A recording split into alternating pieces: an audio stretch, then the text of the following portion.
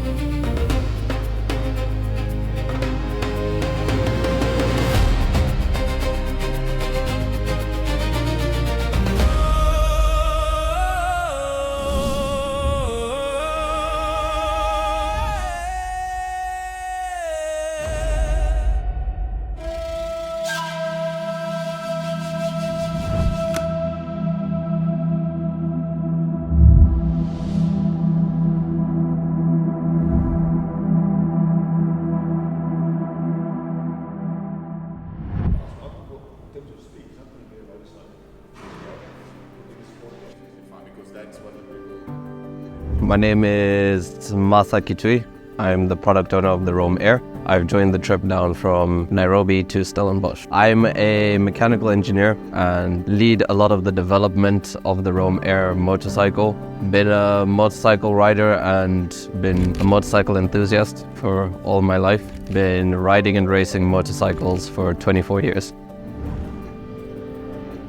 In life, the best is to make change and try to leave environments in a better place than you found them. I think this project is a good highlight of that. We're trying to create exposure for people to see that electric vehicles are a sustainable and suitable alternative to petrol vehicles around the world.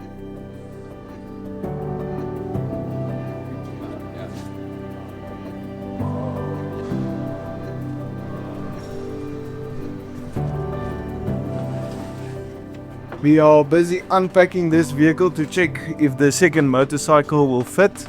We are going to load the spare parts now. It's our first day here at Rome, and then hopefully we are ready for tomorrow when we are driving down to Stellenbosch officially, which is really exciting. Yeah, Max net daai bike te klip. Yeah, choosing a bike wasn't that hard. I talked to our COO, Trevor. We went down to the production line and at the end of the line just picked two random bikes, and he was strongly adamant that the challenge needs to be a highlight on what Roam does and what Roam gives to the customers. So if a bike straight off the production line can't make it, then there's no need for us to try and push that. The only things we've added is a phone holder and an international SIM card for our telemetry service. And I like that it is a statement saying that anything you buy can make this trip. Day 0. It was the day before we departed from Nairobi. It rained, cats and dogs. For the first time we actually saw that the motorcycle is barely able to fit into the back of the vehicle. And the other motorcycle we started to prepare for the journey ahead. We had this one small box of spare parts, and me and my dad looked at the box. We looked at Masa and we were like, is this all the spare parts we are taking on 6,000 kilometers? He looked at us confidently and said yes. And it was in that moment I knew we are doing something that no one else has done before. I'm really nervous about it, but there was definitely a sense of excitement to get the last things done.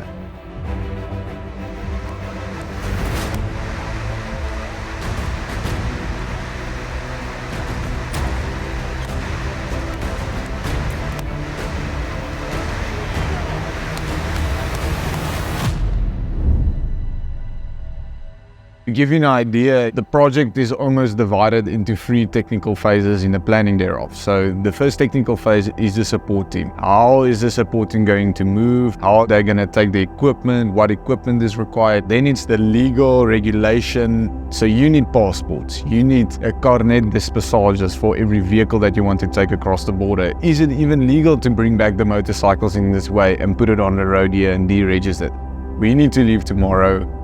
Is this motorcycle even going to be able to drive 6,000 kilometers across sub-Saharan Africa?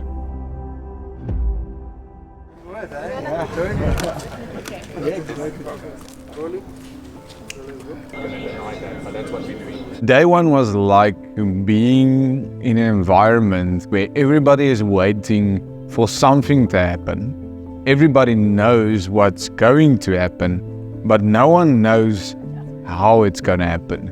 And that created an energy in a way that there was a lot of excitement, a lot of keenness, but also a lot of nerves. A lot of people thinking, did these people actually think this through? They know they are witnessing a first.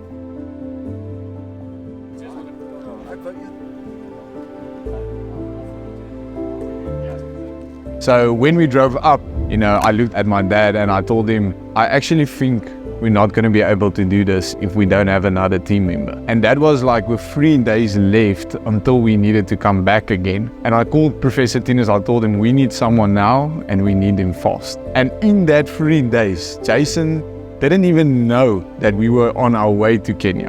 What a crazy man. He got onto a plane, sorted out his passport, came with everything without knowing how long it's going to take. He didn't know when we were arriving in Stellenbosch. He didn't know what his role was on the trip. It was the first time he camped anywhere, and it was across 6 countries in Africa. It absolutely blew my mind. He's actually one of Professor Tina's old students. My name is Jason. Currently I'm CEO of GreenX Engineering, which is a spin-off company from the research that I did at Stellenbosch University. A couple of days before the trip kicked off, I got a call saying, it's happening, are you ready? And in my heart, I knew that this call was going to come.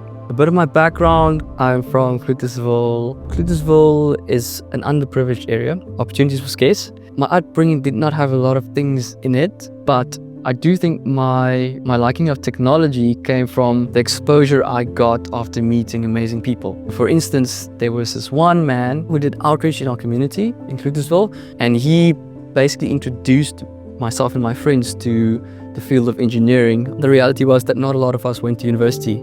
Only 3 of us went to university. However, I was fortunate enough to be one of those 3 to be able to complete university and to use the opportunities that was given to me.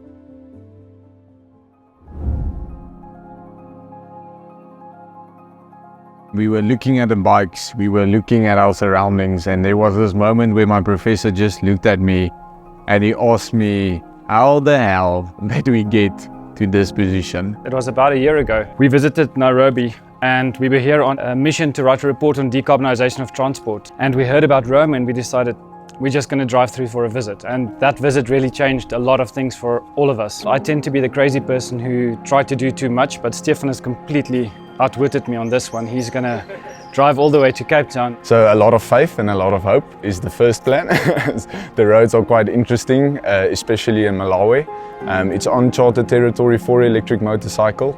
But as we know, the Rome Air is built for Africa. We've designed it from the ground up to be durable and robust for the African terrain. I think the biggest challenge is going to be the charging infrastructure. We are going to try and do the whole trip on solar charging only. We're at the grace of the sky. For me, this is about us in Africa solving Africa's problems with African solutions and keeping jobs in Africa. And I think that's what makes Rome special to me. Let's work together. Let's use an African solution to an African problem. From Stellenbosch University perspective, we hate doing things that don't matter. We want to have research that is really useful in the world. And for me, that's exactly what this is about. Thanks very much for the opportunity.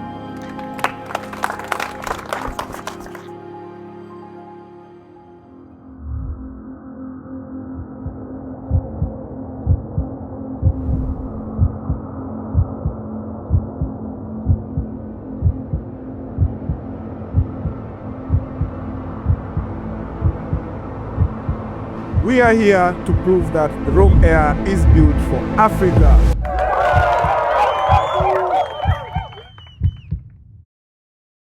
To do this trip, we used 2 vehicles. The one vehicle was a Fortuner, and this was the one following the bike. Also pulled the bush larper, which is the thing that turned into our kitchen and our living space. Then we have a separate vehicle. Our runner vehicle is the pickup with a big canopy. Inside there are solar panels, a 5.5 kilowatt solar plant, and also an inverter and a big 14.4 kilowatt hour battery bank.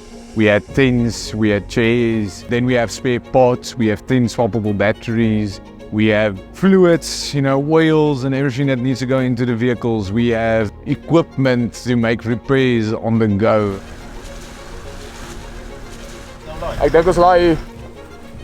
Rome was kind enough to donate 2 motorcycles, but we only used 1, and the reason being we had a very short time frame to complete this project. So for the solar capacity that we had, we were only able to charge 1 bike fast enough in order to meet the deadline which we had. The second motorcycle we just put into the solar charging vehicle just outside of Rome Park in Nairobi. Good luck, Masa.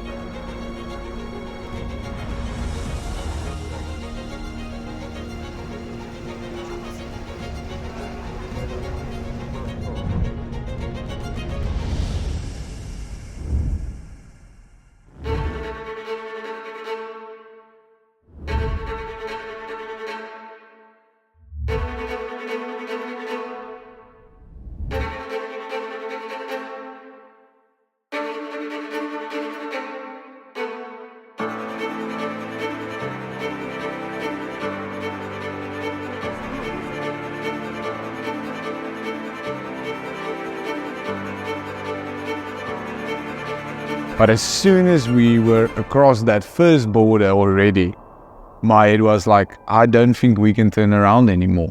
With the publicity, with the expectation, with the amount of money. There was this interesting feeling of, okay, we have to do this now. A lot of officials looking at us thinking we are crazy, us looking back, telling them we are crazy. Open road in the city. So yeah, I mean, I've always wanted to ride Nairobi to South Africa and do that on a motorbike. That's always been on my bucket list, and when Stefan gave me the opportunity to join them on the trip, I picked it up with zero hesitation. I think that doing it on a product that I've developed and been designing for the last 5 years is even more fulfilling on that. In this whole journey, we're trying to identify the potential use case for electric motorcycle in Africa. And on the first day, close to the border, we entered a Maasai village. And this guy came to the motorcycle, got onto the motorcycle, and you could see he just wanted to start driving. I think this project also could change the way that people see the world. If they see the bike and they go, wow, it's a product designed by Africans for Africans, they might think, I could do the same. I think it's a vision of inspiration. Where people see this bike, it's something new, it just broadens your perspective. And that really set the expectation to gather a lot of people around to see how this motorcycle can be used.